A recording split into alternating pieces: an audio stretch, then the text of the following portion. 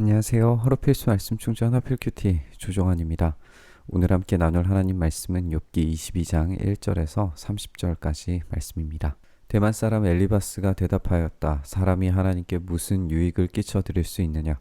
아무리 슬기로운 사람이라고 해도 그분께 아무런 유익을 끼쳐 드릴 수가 없다. 내가 올바르다고 하여 그것이 전능하신 분께 무슨 기쁨이 되겠으며 내 행위가 온전하다고 하여 그것이 그분께 무슨 유익이 되겠느냐? 내가 하나님을 경외한 것 때문에 하나님이 너를 책망하시며 너를 심판하시겠느냐? 오히려 내 죄가 많고 내 죄악이 끝이 없으니 그러한 것이 아니냐? 엘리바스는 아주 정확하게 인간이 하나님께 어떤 유익도 끼쳐드릴 수 없다라는 점을 잘 지적합니다. 우리 인간의 오염된 본성은 동시에 하나님을 향해서 이 선한 것을 행할 수 있는 능력과 의지가 전혀 없습니다. 우리는 하나님으로부터 받은 선물 같은 것들로 연약하지만 최선을 다해서 하나님께 반응할 뿐인 거죠. 우리의 온전함이 하나님께 유익이 될 리가 없습니다. 따라서 엘리바스의 이런 지적은 정확하다라고 이야기할 수 있어요. 하지만 적용이 잘못된 거죠. 엘리바스는 하나님은 정의로우신가에 대한 질문에서 이 욥이 죄를 지었기 때문에 그런 결과물이 생긴 것뿐이다 라고 주장하고 있습니다. 하나님을 경외했는데 책망과 심판이 일어날 수 없다라고 주장하는 거죠. 욥은 죄를 지었기 때문에 벌을 받은 것뿐이라고 이야기하는 겁니다. 내가 까닭 없이 친족의 재산을 압류하고 옷을 빼앗아 헐벗게 하고 목마른 사람에게 마실 물 한 모금도 주지 않고 배고픈 사람에게 먹을 것도 주지 않았기 때문이 아니겠느냐. 너는 권세를 이용하여 땅을 차지하고 지위를 이용하여 이 땅에서 거들먹거리면서 살았다. 너는 과부들을 빈손으로 돌려보내고 고아들을 혹사하고 학대하였다. 그러기에 이제 내가 온갖 올무에 걸려들고 공포에 사로잡힌 것이다. 어둠이 덮쳐서 내가 앞을 볼 수 없고 홍수가 너를 뒤덮을 것이다. 엘리바스의 억측은 지금도 억울한 욥을 더욱 억울하게 만들고 있습니다. 결과만 가지고 욥의 인생을 추측하는데 모든 것들이 다 모함이고 거짓이라는 것을 독자인 우리들은 알고 있습니다. 그와 별개로 엘리바스가 악인인 욥을 묘사하는 내용들은 성경이 말하는 악인의 행동들을 아주 잘 묘사하고 있다는 것을 우리가 생각해 볼 필요가 있어요. 엘리바스는 하나님께서 미워하시는 악인에 대해서 아주 정확하게 알고 있습니다. 친족의 재산과 옷을 빼앗고 목마른 자에게 물 한 모금도 주지 않고 배고픈 사람에게 먹을 것도 주지 않으면서 과부와 고아들을 학대하고 권세와 지위를 이용하여 교만한 인물, 이런 인물로 이제 소개하는 그야말로 악인의 전형을 아주 잘 알고 소개하고 있는 거죠. 따라서 욥이 실제로 그런 인물이었다면 고통받아야 마땅하다라고 그렇게 생각할 수 있는 겁니다.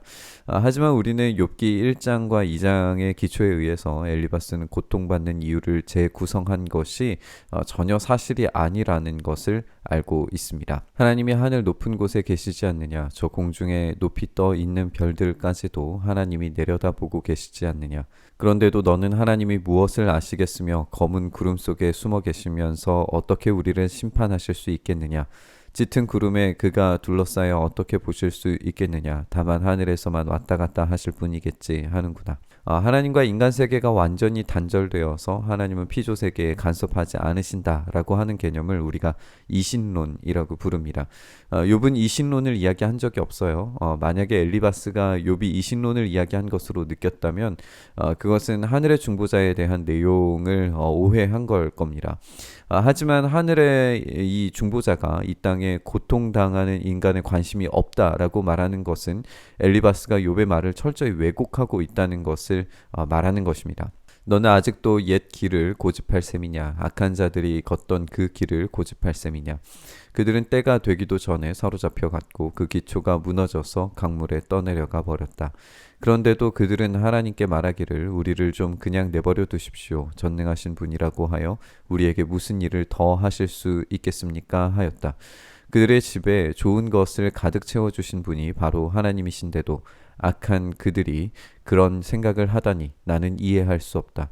그런 악한 자가 형벌을 받을 때에 의로운 사람이 그것을 보고 기뻐하며 죄 없는 사람들이 그것을 보고 비웃기를 과연 우리 원수는 전멸되고 남은 재산은 불에 타서 없어졌다 할 것이다. 우리는 이전 본문을 살펴봤을 때 욥이 이야기했던 것, 그러니까 악인들이 잘 될 때 악인들이 말하기를 우리를 좀 내버려 두라라고 그렇게 말했다라고 이야기했었죠. 그런데 오늘 엘리바스는 정반대로 그들이 망해가고 사로잡히고 기초가 무너지고 있을 때 우리를 좀 내버려 두라라고 그렇게 말한다라고 주장합니다. 한마디로 말해서 이렇게 전혀 다른 상황에서 우리를 좀 내버려 두라라고 이야기하고 있는 건데요. 이 엘리바스가 이렇게 말하는 이유는 악인들이 더 이상 망하지 않도록 내버려 달라라고 하는 그런 말로 읽혀집니다. 그래서 엘리바스 생각에는 차라리 하나님께 회개하고 좋은 것을 가득 채워달라라고 구하는 것이 더 탁월한 것이라고 이렇게 논리적으로 생각을 하고 있는 거죠. 악인들이 망하는 것을 기뻐하고 비웃는 자들은 의로운 사람들로 소개됩니다. 자연스럽게 이 엘리바스와 친구들은 의로운 사람, 욥은 악인이라고 하는 구도가 짜여지게 되는 거죠. 엘리바스에 의하면 욥이 친구들 편에 나란히 서기 위해서는 하루빨리 회개하고 돌이켜야 됩니다. 그러므로 너는 하나님과 화해하고 하나님을 원수로 여기지 말아라. 그러면 하나님이 너에게 은총을 베푸실 것이다. 하나님이 친히 말씀하여 주시는 교훈을 받아들이고 그의 말씀을 내 마음에 깊이 간직하여라. 전능하신 분에게로 겸손하게 돌아가면 너는 다시 회복될 것이다.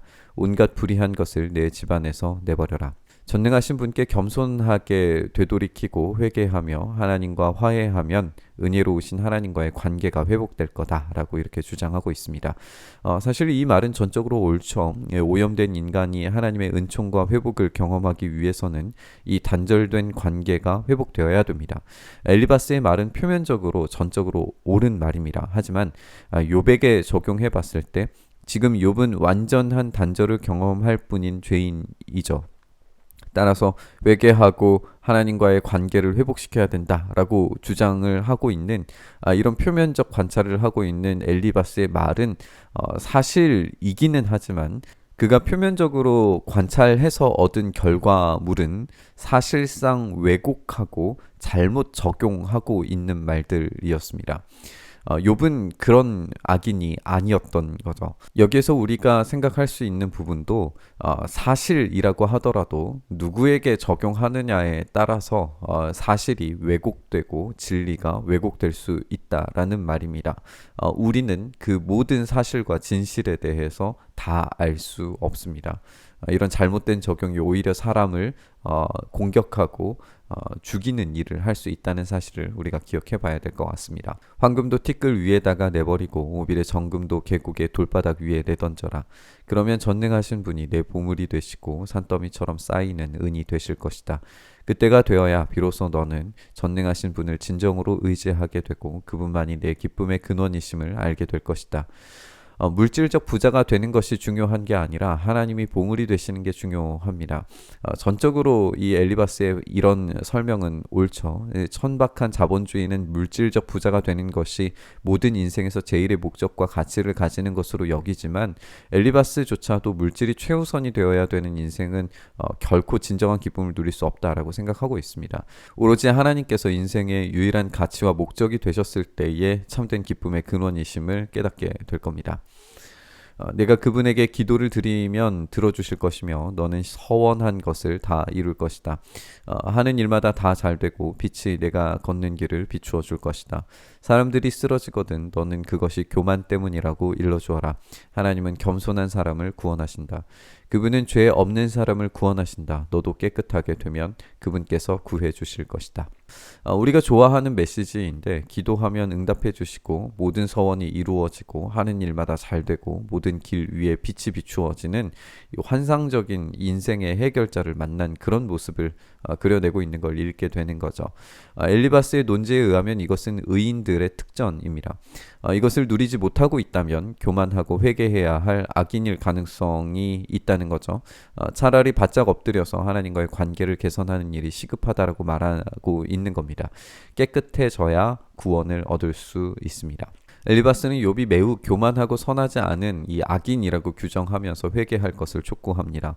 이 말의 근저에는 자신이 의인이라는 인식이 깔려 있습니다. 자신은 가난하고 소외된 자들에게 베푸는 삶을 살고 있고 나누는 삶을 살고 있고 있으리라고 그렇게 추측을 해볼 수 있는 거죠. 그런데 이것은 자기 스스로 교만하다라는 증거입니다. 엘리바스는 욥을 까내리면서 나는 저렇게 살지 않는 의인이다라는 점을 강조하고 싶었겠지만 처음 자신이 뱉은 말에 의해서 스스로 반격당합니다. 그 모든 의로운 행위들로 하나님께 기쁨과 유익이 될 리가 없습니다. 우리가 바라고 기대하는 바는 우리의 연약함조차도 기쁨과 유익으로 바꾸실 분이 계시다라는 겁니다.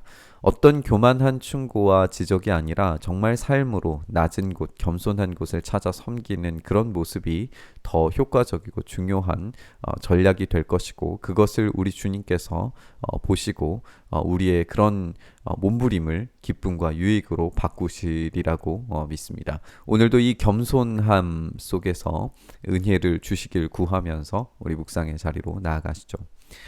주님, 우리가 교만한 자의 자리에 앉지 아니하고 스스로 자기 자신을 정죄하는 말의 잔치만 늘어놓는 인생이 아니라 참되게 하나님께서 일하시기를 간절히 구하면서 낮은 곳에서 겸손함과 섬김과 나눔과 베품으로 살아가서 이 땅에 하나님께서 정말 기뻐하시는 기쁨이 되는 인생 살아가기를 소망합니다. 말로 기쁨이 되는 우리의 의인으로서의 삶이 하나님을 기쁘시게 하는 것이 아니라 하나님을 기쁘시게 하는 것을 생각하며 끊임없이 십자가 위에 나 자신을 죽이고 섬김과 순종과 복종의 자리에 설 때에 우리 주님께서 그렇게 기쁨으로 여겨 주시리라는 것을 우리가 믿음으로 나아가오니 주님의 한량없는 그 은혜 앞에 우리의 무릎 꿇는 삶, 우리의 몸부림치는 삶을 기쁘게 받으시고 온전케 하여 주시옵소서. 그 일을 우리 가운데 은혜로 베풀어 주시길 간절히 바라며 우리 주님 예수님 이름으로 기도드리옵나이다. 아멘.